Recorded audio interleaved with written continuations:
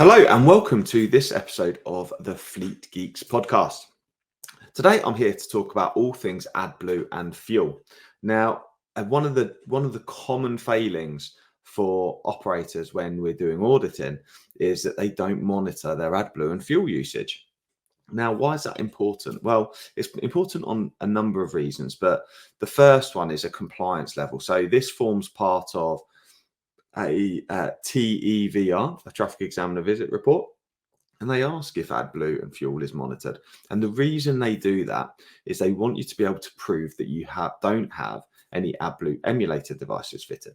They want to ensure that you are compliant with the vehicle type that you're operating and that it's operating at the Euro level at which it was designed to be used. Okay, so that's one of the key reasons, and people often don't realize that unless they've been subject to that, and that's something that will often catch them out. Now, it's tricky because it cannot be an exact science. There are systems out there that will help support how to do that, how to measure AdBlue.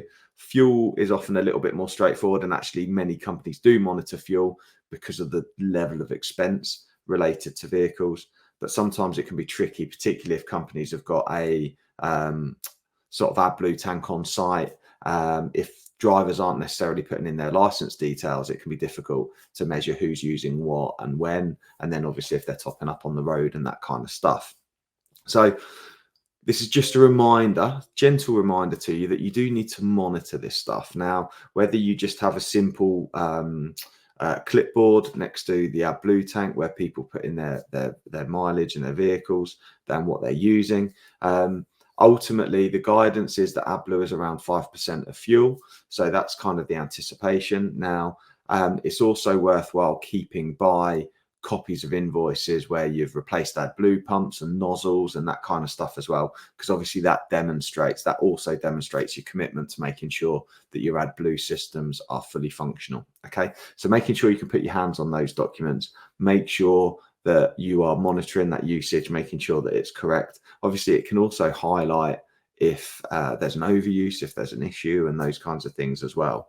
But ultimately, that's the main thing. And then additionally, for things like accreditations, for silver in particular, we need to make sure that we have a fuel log. We need to make sure that we're monitoring fuel consumption as well. And this is going to become a bigger challenge moving forward, because we're going to be expected to document our carbon footprint. Okay, this is coming down the line, people, right? It's going to be quite a big thing. And what's going to happen is at the moment, smaller companies don't need to necessarily report on their carbon consumption. However, what's going to happen is those smaller companies fit bigger parts of bigger operators' supply chain, and it's going to become legislation. It's going to become requirement for the bigger companies to start to report on their carbon consumption. So therefore, they're going to be pushing back on the small to medium-sized operators, who they're using, who they're subcontracting to, who are providing work for them. They're going to be asking them what their carbon footprint is. And that's when we need to start thinking about making sure that you've got some level of literacy around that. Now, Flagship do offer a carbon literacy training program for fleet operators. So please do get in touch if you're interested in doing that, so you can learn more about it. But if you're not monitoring your AdBlue and fuel usage, please do find a way to do that. If you're unsure, get in touch. Merrydale is a really good system that I've come across, which is where drivers just need to plug in the vehicle reg of their vehicle prior to being able to put AdBlue in, and then that will follow that record process for you. But we do need to be able to demonstrate that our vehicles are operating effectively and efficiently, and that is part of our requirements. So just a quick podcast from me today to sort of pick up on that. Why do we monitor AdBlue and fuel, and a bit about how we can do that. But essentially, there is no official guidance on what that needs to look like for those that are worrying about it. So please don't worry about it.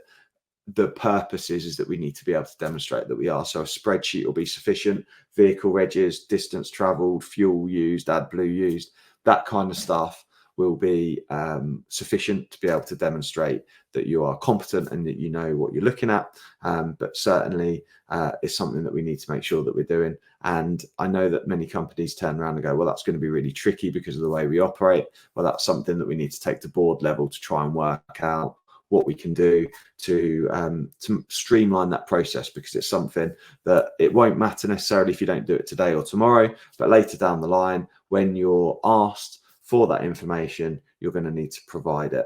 And if you can't, then you may face a challenge, because you need to be able to prove that your vehicles are using diesel and AdBlue. Particularly if you're running Euro 6, Euro 5 vehicles, you need to make sure that you're demonstrating that they're working effectively and efficiently, and that you're not using AdBlue emulated devices, which obviously are a big no-no, and we need to make sure that they're not fitted to any of our vehicles. And also, if I guess the other question to you as a transport manager is, if you're not monitoring it, how can you be confident that they're not fitted? Could be another question, right? Are you getting invoices for AdBlue and nozzles? I know some people might be screaming at me going, bloody hell, my AdBlue bill's so expensive and we pay so much money for this. But it's fair competition as well, right? If your competitors, if you are, you want people to be caught out for this, right? Because it's costing you thousands of pounds to replace and fix AdBlue systems to be a reputable operator. And there's people out there who aren't doing it, right? So you do want this stuff monitored. Okay, it may seem like a pain in the backside, but you're buying the AdBlue, you're paying for the systems, just start monitoring it. Because if you don't, it helps the DVSA, it helps the TC to catch the people who are cheating the system. And that's good for fair competition. Yeah. So I always like to put a positive spin on stuff. If anyone's got any questions, please do drop me a line. And I hope you've enjoyed this. Please do make sure you subscribe to the podcast. We're available on YouTube. We're available on your favorite podcast app. So make it convenient. Go back, download the back catalogue. There's like 200 episodes. I hope this has been useful, and catch you soon.